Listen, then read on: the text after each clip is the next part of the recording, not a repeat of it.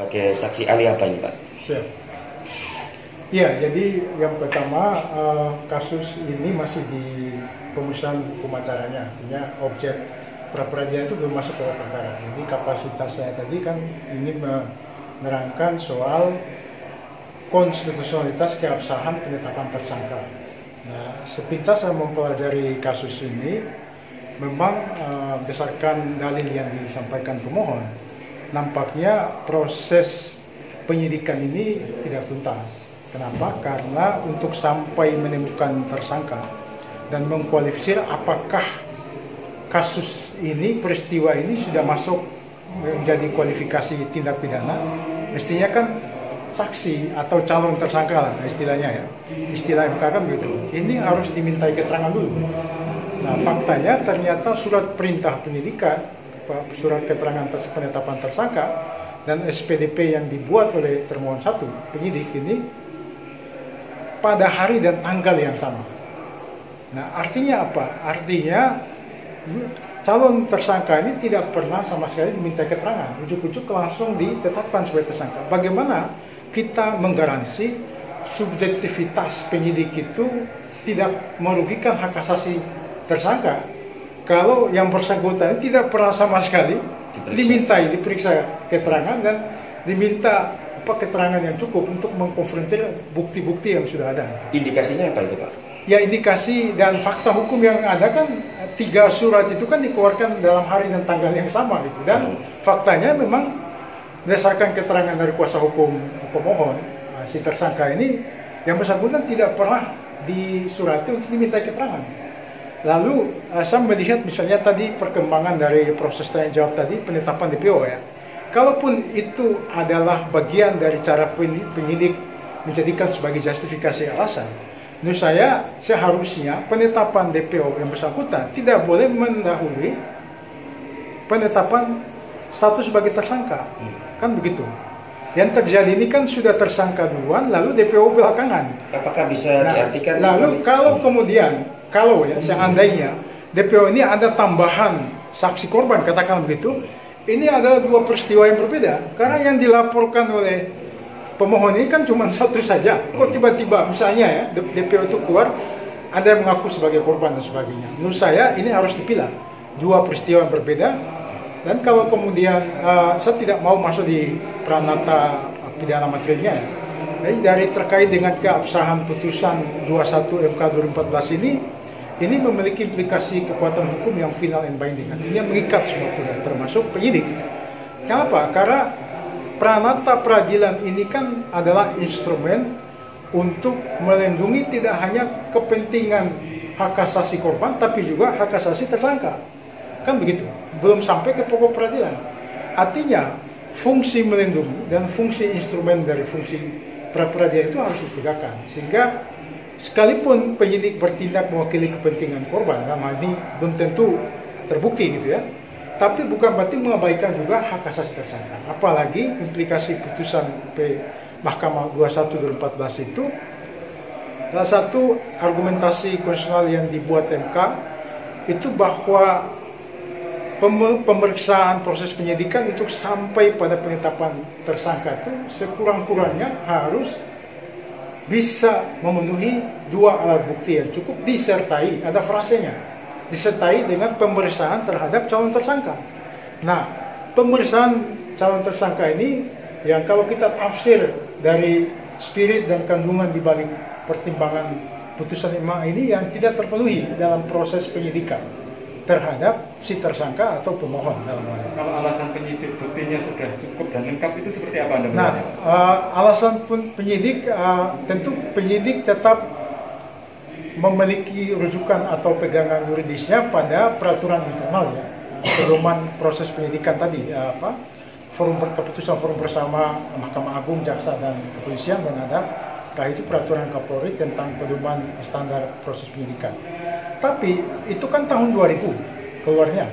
Nah, putusan MK ini kan melakukan koreksi terhadap multitafsir dan ambivalensi pengertian bukti yang dalam KUHP itu kan dalam aspek penegakan itu selalu menimbulkan polemik. Kan ceritanya begitu. ada istilah bukti permulaan, ada istilah bukti cukup, ada istilah bukti permulaan. Nah, 3 parameter inilah yang tidak tuntas dibuat dalam KUHP, dikonstruksi dalam KUHP. Lalu kemudian MK merekonstruksi kembali. Jadi MK mengisi kekosongan hukum ini atau ketidakjelasan norma ini, lalu keluar putusan itu. Artinya apa? Seharusnya spirit dan putusan MK ini menjadi basis pijakan dari proses penyidikan. Gitu. Tadi lawyer dari termohon Ya.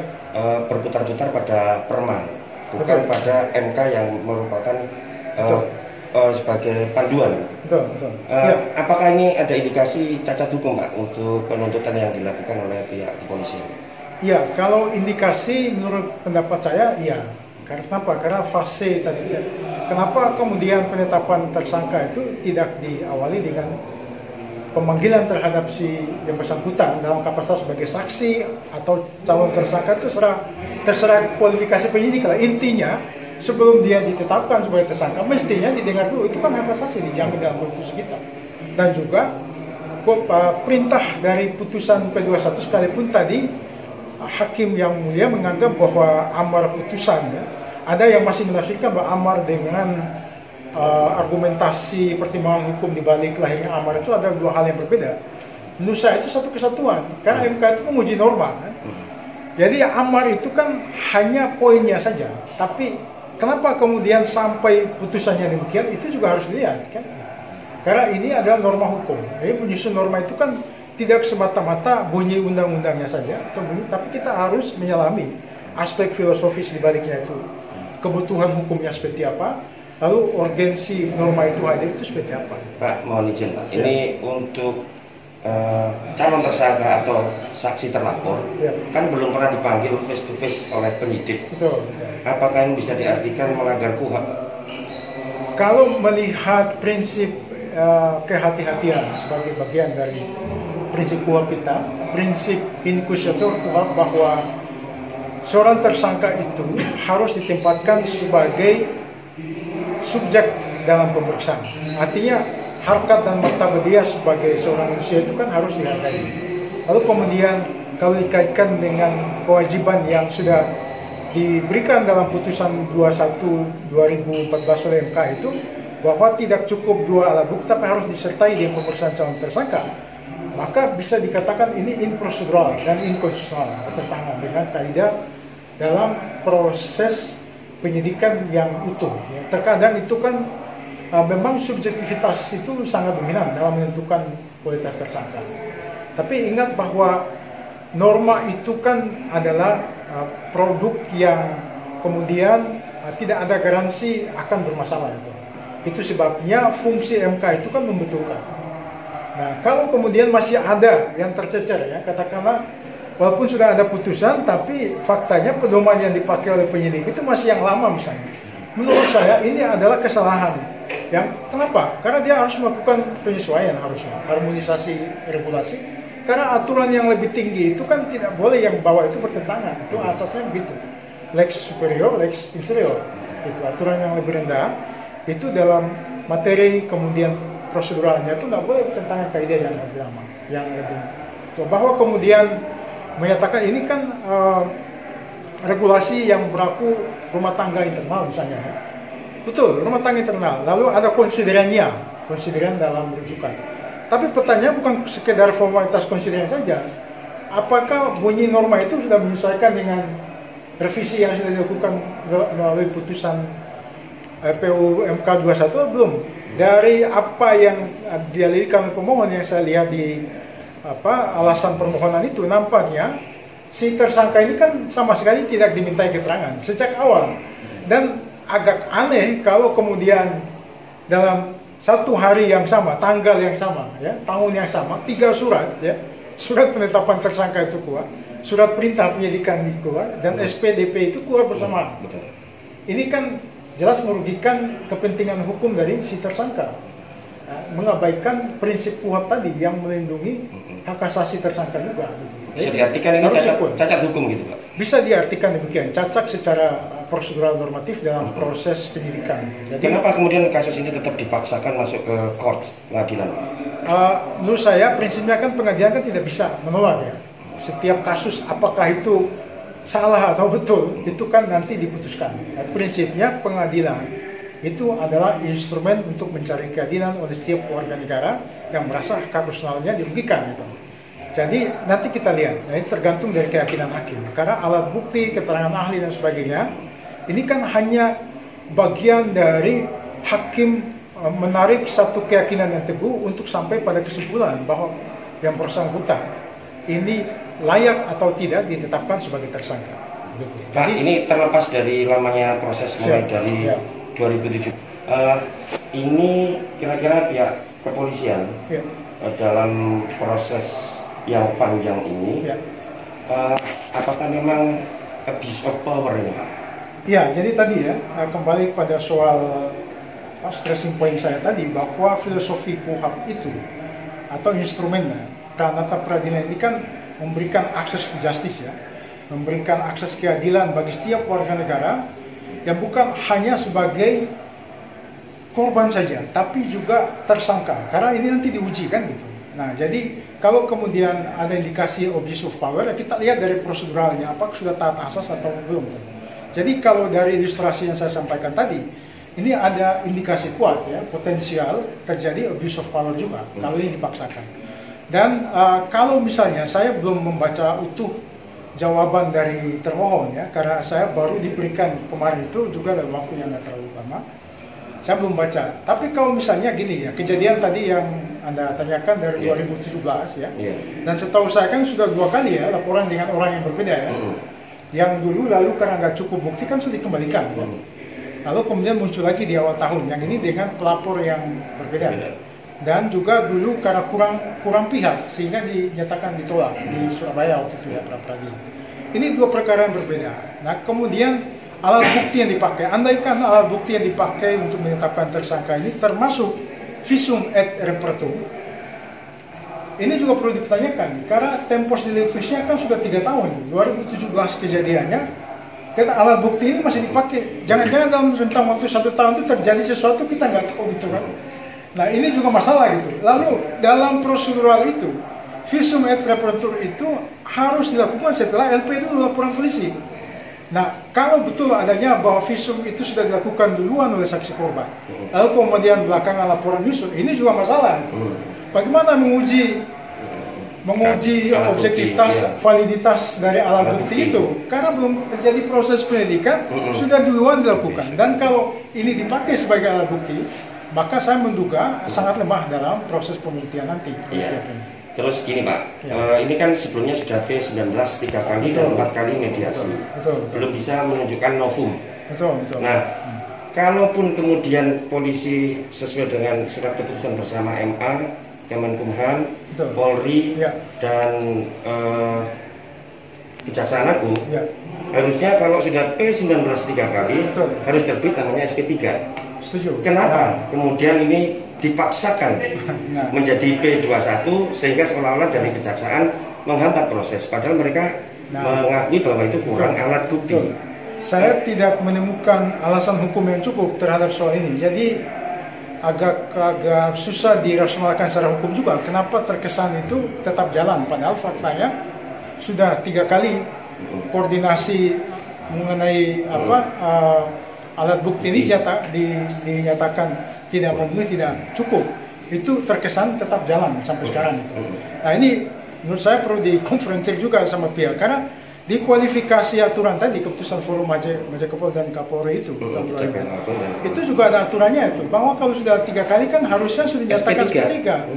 Tapi faktanya tetap jalan itu.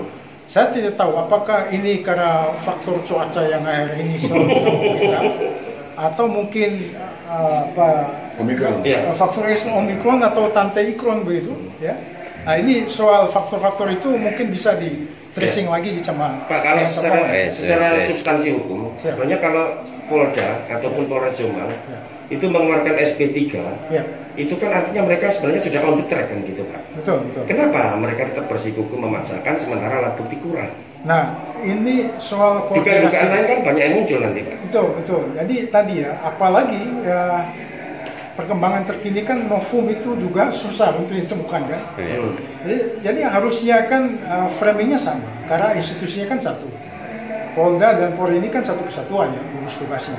Walaupun penetapan itu di termohon satu, penyidik Jombang, tapi kan Polda itu adalah atasannya gitu. Dan tim penanganan ini kan kolektif. Gitu. Mestinya ini harus berada dalam satu irama dan tarikan napas yang sama ya, dalam penentuan. Nah, oleh karena itu saya tetap melihat inkonsistensi, katakanlah improsedural dan inkonstitusionalitas dalam proses ya keabsahan penetapan tersangka ini, karena yang agak fatal itu adalah si tersangka ini faktanya ternyata tidak sama sekali dipanggil untuk dimintai keterangan. Itu persoalan besar, ini bertentangan dengan putusan P211 ini. Makanya gini, bukti itu kan tidak berdiri sendiri. Untuk sampai mengkualifikasi dua alat bukti yang kuat itu kan tentu dia harus melakukan proses penggalian gitu kan terhadap fakta yang ada. Saksi-saksi itu harus dikonfrontir. Apalagi si calon tersangka. Artinya kalau dia menjadi sasaran dalam tanda petik bahwa kuat dugaan melakukan satu perbuatan pidana, maka harusnya dikonfrontir. Dan dalam forum keputusan bersama itu kan ada aturan mainnya juga. Makanya deadline-nya sampai 3 kali itu kan.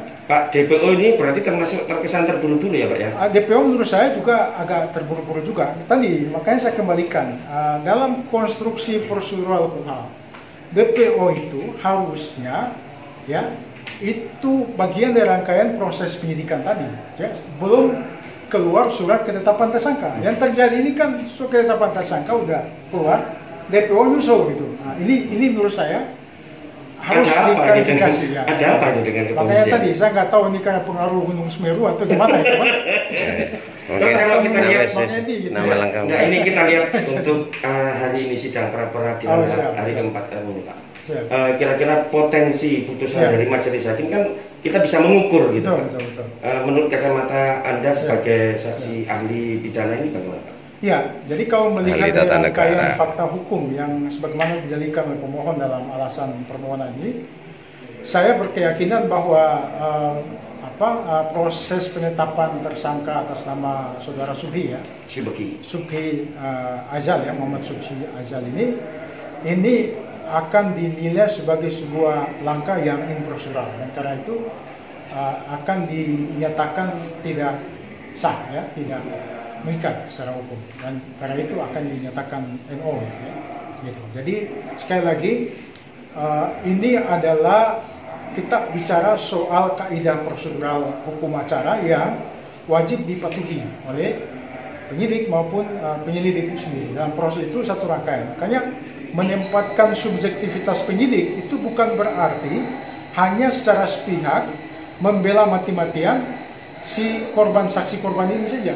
Dia harus secara proporsional juga menempatkan objek tersangka ini secara manusiawi dan martabat juga, karena dia punya hak untuk melakukan pembelaan. Kan dia punya hak juga untuk mengatakan bahwa keterangan ini nggak betul. Boleh jadi dia membenarkan kejadian seperti ini, tapi kalau dikonfrontir dia punya fakta yang lain, kan ini perlu diadu ya.